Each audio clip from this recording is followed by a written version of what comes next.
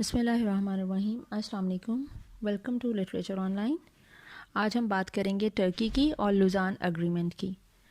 اب جو 1923 ہے، 1923 جو سال تھا اس کے بارے میں کہا جاتا ہے کہ یہ سیاہ سال تھا اور یہ سیاہ مہینہ تھا. There was a black month جس کا ازالہ قیامت تک نہ ہوگا. اس سال ایک عظیم الشان سلطنت ختم کی گئی. آج کل ہم لوگ جو ہے وہ ڈرامہ بھی دیکھ رہے ہیں ارطغرل غازی، وہ آٹومین امپائر کے بارے میں جو ہے وہ بات ہو رہی ہے، اور اسی سال یہ جو عظیم الشان سلطنت تھی یہ ختم کی گئی تھی. اس دن سے مسلمان خستہ حال ہیں، اور یہ ایسا زخم تھا جو مسلمان اب تک نہیں سنبھال سکے. جب سلطنت عثمانیہ جو آٹومین امپائر ہے وہ توڑی گئی تو 5 بڑے معاہدے کیے گئے تھے، اگریمنٹس ہوئے تھے.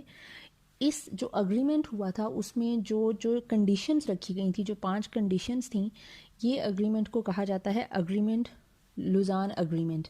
ٹھیک ہے، یہ اسے لوزان اگریمنٹ کیوں کہا گیا؟ کیونکہ یہ سوئٹزرلینڈ کا ایک علاقہ تھا لوزان، وہاں پہ پیلس ڈی رومائن میں وہاں پہ یہ اگریمنٹ سائن ہوا تھا 1923 میں. ٹھیک ہے، اور اس معاہدے کو پھر کہا گیا لوزان اگریمنٹ. یہ اتنا خطرناک معاہدہ تھا کہ ترکی کی خستہ حالت اس معاہدے سے جڑی تھی، کیونکہ اس کی کنڈیشنز جو تھیں وہ بالکل ایسی تھیں. دراصل ہوا یہ کہ 1914 سے 1918 میں جو ورلڈ وار ہوئی تھی اس میں ایلائز تھے یو کے، فرانس اینڈ رشیا. ٹھیک ہے، اور جو سینٹرل پاورز تھیں جن کے اگینسٹ یہ وار کی گئی تھی وہ تھے آسٹریا، جرمنی، ٹرکی، بلجیریا. ٹھیک ہے، اب ایلائز جیت کے اور یہ آسٹریا، جرمنی اور بلجیریا اور ٹرکی، ہنگری، یہ سب جو ہیں یہ ہار گئے ہیں. اب جب یہ ہار گئے تو آبویسلی جو ایلائز تھے، جو یو کے، فرانس اینڈ رشیا تھے، انہوں نے اپنی کچھ کنڈیشنز تو رکھنی تھی نا. جو لوگ جیت جاتے ہیں انہوں نے پھر اپنی باتیں منوانی ہوتی ہیں، تو بالکل وہی کچھ کیا گیا. یہ جو اگریمنٹ ہے یہ ابھی بھی فرینچ زبان میں فرانس میں لکھا ہوا ہے. ٹھیک ہے، اچھا، اب اس کی جو کنڈیشنز تھیں وہ یہ تھیں. پہلی کنڈیشن اس کی یہ تھی کہ سلطنت عثمانیہ ختم کر دی جائے گی، اور اس کے سلطان اور خاندان کو کچھ لاپتہ کر دیا گیا، اور کچھ کو شہید کر دیا گیا، اور کچھ کو جلا وطن کر دیا گیا. مطلب ٹوٹلی جو ہے وہ ان کو ختم کر دیا گیا کہ وہ رہیں ہی نہ، آٹومین امپائر جڑ سے ختم ہو جائے. ٹھیک ہے، جس کی ہم اتنی باتیں سنتے ہیں کہ وہ ایسے عظیم لوگ تھے، ان کی ویلیوز، ان کے کسٹمز کتنے اعلیٰ تھے، اور ان لوگوں کو انہوں نے اس امپائر کو ہی ختم کر دیا. ٹھیک ہے، کہ ان کی ویلیوز اور ان کے کسٹمز اور کچھ بھی بچے ہی نہ، ان کا نام و نشان نہ بچے. دوسری کنڈیشن تھی اس کی کہ ترکی میں اسلام پر پابندی لگا دی گئی، کہ وہاں پر ایون عربی میں اذان بھی نہیں دی جائے گی مسجد میں. ٹھیک ہے، نماز گھروں کے اندر پڑھی جائے گی، اور برقع ختم کر دیا گیا. اسلام کی بات کو کھل کر نہیں کیا جا سکتا. ایک سیکولر جو ہے وہ اسٹیٹ اسے بنا دیا گیا کہ وہاں پہ اسلام کی بات نہیں کھل کر کی جا سکتی، کہ آپ جی فورسفلی پریچ کر رہے ہو، وہ کہتے تھے. اور خلافت کے اثاثے جو 3 برے اعظموں تک پھیلی ریاست کے اثاثے تھے سب ضبط کر لیے گئے، ان کے سب ایسٹس کو انہوں نے ضبط کر لیا.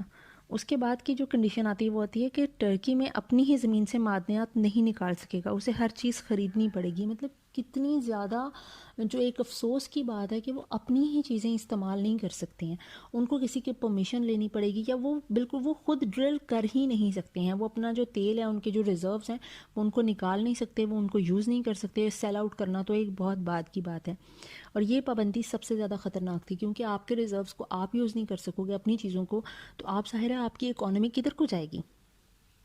کسی ملک میں معدنیات ہوں اور وہ نکال نہ سکے، انتہائی دکھ کی بات ہے. پھر 5th کنڈیشن اس کی آتی ہے، وہ تھی کہ سب سے خطرناک جس سے ترکی کی معیشت کو بہت نقصان پہنچا، وہ یہ کنڈیشن تھی کہ ترکی میں ایک سمندر ہے باسفورس، جو دنیائے تجارت کے لیے بیک بون سمجھا جاتا ہے، ریڑھ کی ہڈی سمجھا جاتا ہے. یہ جو باسفورس جو پورٹ ہے وہاں سے جو سامان گزرتا تھا، انہوں نے کہا کہ اس اگریمنٹ میں انہوں نے یہ کنڈیشن پہ بھی سائن کروایا کہ ترکی کسی بھی شپ سے ٹیکس وصول نہیں کرے گا.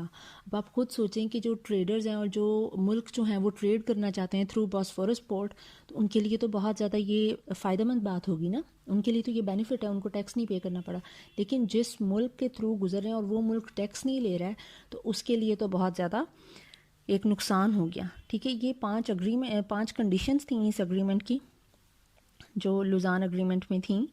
اور یہ جو سلطنت پھیلی ہوئی تھی 3 کانٹیننٹس تک، سلطنت کا سارا مال حذف کر لیا گیا اس میں، ان کے سارے ایسٹس چلے گئے، اور جو ایلائز تھے وہ سب کھا گئے. ٹرکی جو ہے جو 3 کانٹیننٹس پر مشتمل تھا وہ ایک چھوٹا سا ٹرکی رہ گیا. مطلب ایک اوٹومن امپائر واز ہیوج، بہت زیادہ بڑی تھی، ٹھیک ہے. اور وہ کیا ہوگی، وہ ایک چھوٹا سا ٹرکی، ایک اسٹیٹ رہ گیا، ایک چھوٹا سا ملک رہ گیا. اب اس کی کیا حالت ہے، ٹرکی اگر اب اگر چل رہا ہے تو وہ صرف اپنی جو اس کا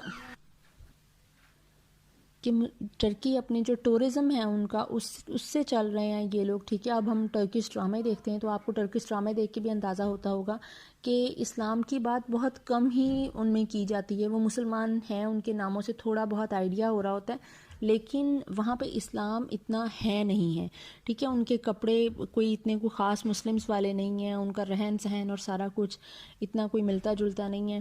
تو یہ ساری چیزیں جس سے پتہ چلتا ہے کہ وہ جو ایک مسلم امپائر تھی وہ اب آ کر کہاں پہ کھڑی ہے، ٹھیک ہے. 2023 میں اب یہ لوزان ایگریمنٹ اینڈ ہو رہا ہے، ٹھیک ہے. 3 ایئرس رہ گئے ہیں، اب یہ اینڈ ہو جائے گا. تو لیٹس سی اس کے بعد ٹرکی نے کیا سوچا ہوا ہے. انشاءاللہ نیکسٹ ویڈیو بناؤں گی اس کے لیے کہ آپ کو بتاؤں گی کہ اس کے بعد اب کیا ہوگا اور ٹرکی کیا پلان کر رہا ہے جب یہ ایگریمنٹ اینڈ ہو جائے گا، ٹھیک ہے.